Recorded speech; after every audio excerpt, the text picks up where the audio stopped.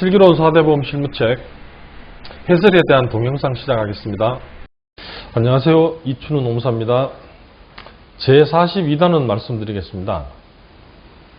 산재 보상과 관련해서는 산재 판정까지 기간이 상당히 걸리는 수가 있습니다. 특히 업무상 질병과 관련해서는 1년씩도 걸리기도 하는데요.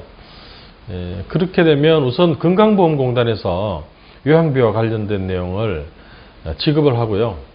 이후에 이제 산재 승인이 나게 되면 근로복지공단에서 그 내용을 정산해 주는 식으로 업무 처리가 됩니다. 예전에는 중간에 회사가 건보공단에서 받았던 급여액과 그 다음 이후에 산재 승인이 났을 때 그 금액을 중간에 정산해 줘야 되는 절차가 있었는데 법 개정으로 양 공단끼리 해결하는 것으로 지금은 정리가 되어 있습니다.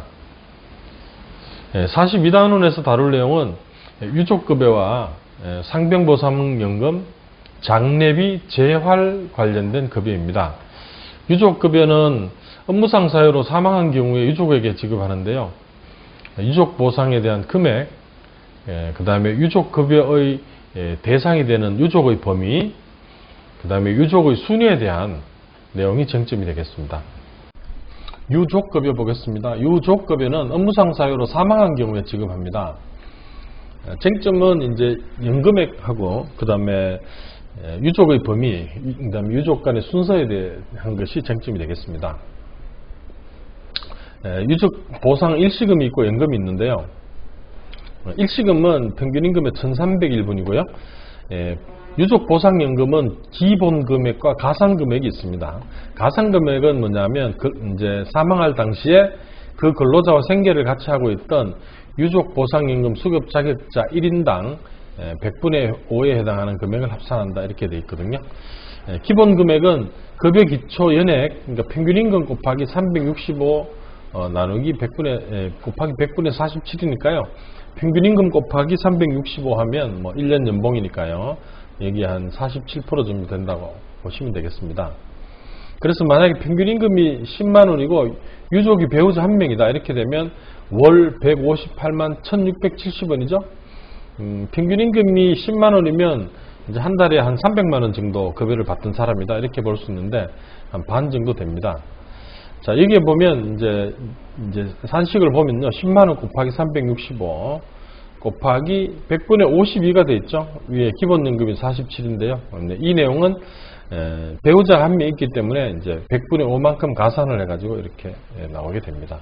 전액 비과세 양도담보 금지입니다.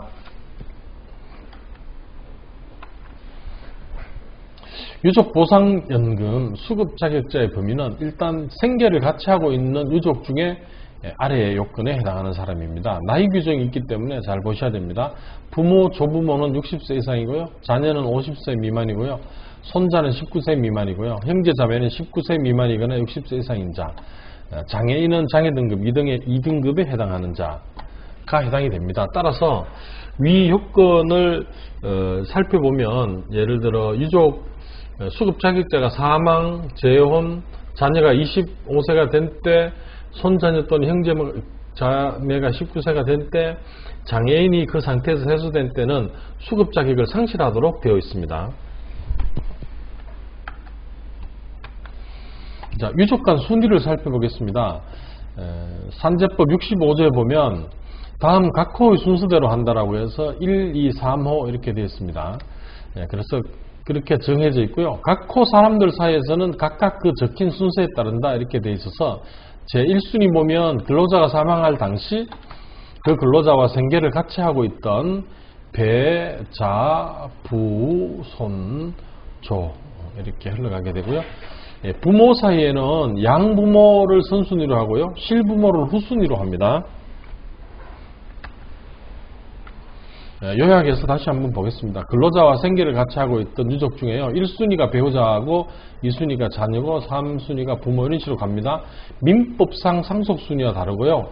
수급권자 한 사람이 모든 권리를 가지게 됩니다. 그래서 예컨대 배우자와 자녀가 같이 있으면 민법에 있어서 상속은 보면 배우자와 자녀가 나누어 가지도록 되어 있는데요. 이 경우에는 수급권 한 사람이 모든 것을 가지게 됩니다. 망자가 유언으로 정한 산재법상 친족 내에서 정한 경우가 최우선적으로 이제 유족으로 지정을 받을 수 있습니다. 그래서 며느리는 될 수 없다라고 하는 예도 있습니다. 이어서 말씀드릴 내용은 상병보상연금, 장례비, 직업재활급여입니다. 상병보상연금은 요양을 시작한 지 2년이 되어도 치유가 되지 않은 경우에 휴업급여를 대신해서 지급을 하는 금액이고요. 장례비는 평균임금의 121분을 기준으로 지급이 됩니다. 이하 내용은 법 조문을 살펴보면서 같이 검토해 보도록 하겠습니다. 상병보상연금 살펴보겠습니다. 상병보상연금은 일정한 경우 휴업급여 대신에 지급하는 제도입니다. 산재법 66조에 보면 근로자가 요양을 시작한 지 2년이 지나도 치유되지 않고 다음 요건이 해당되면 휴업급여 대신 상병보상연금을 지급한다 라고 되어 있습니다. 치유라고 하는 내용은 아시죠? 이게 완치가 됐다 이런 의미가 아니고 치료를 해도 더 이상 나아질 것 같지가 않은 그런 상태를 산재법에서는 치유라고 합니다.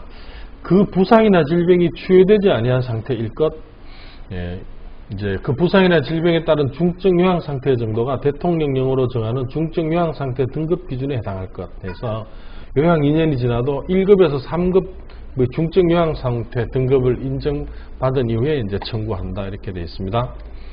연금액은 예컨대 1급이라 그러면 평균임금의 329일, 3급은 평균임금의 257일분으로 규정이 되어 있습니다.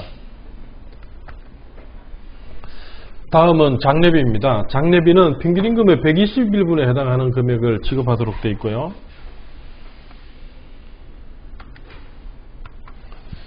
장제를 지낸 유족에게 지급하도록 되어 있습니다. 예외적으로 유족이 없어서 실제 장례를 행한 사람에게 지급해야 되는 경우가 있는데요. 이런 경우는 실제 드는 비용을 장제비로 지급을 합니다. 매년 최고 액수가 고시가 되는데요. 2021년 기준으로 보면 최고 금액은 1633만 4,840원이고요. 최저 금액은 1172만 9천원에 해당하는 금액입니다. 직업재활급여는 해당되는 경우가 잘은 없는데요. 장애급여, 진폐보상연금을 받은 사람이나 장애급여를 받을 것이 명백한 사람으로 직업훈련에 드는 비용, 직업훈련수당 같은 것을 지급하는 제도입니다. 산재 신청을 하면 근보에서 나오는 급여보다가 근로자에게 유리하다 이렇게 얘기했을 때 직업재활급여의 내용도 그 예로 들어가는 내용이 되겠습니다. 이상으로 제42단은 마치겠습니다. 감사합니다.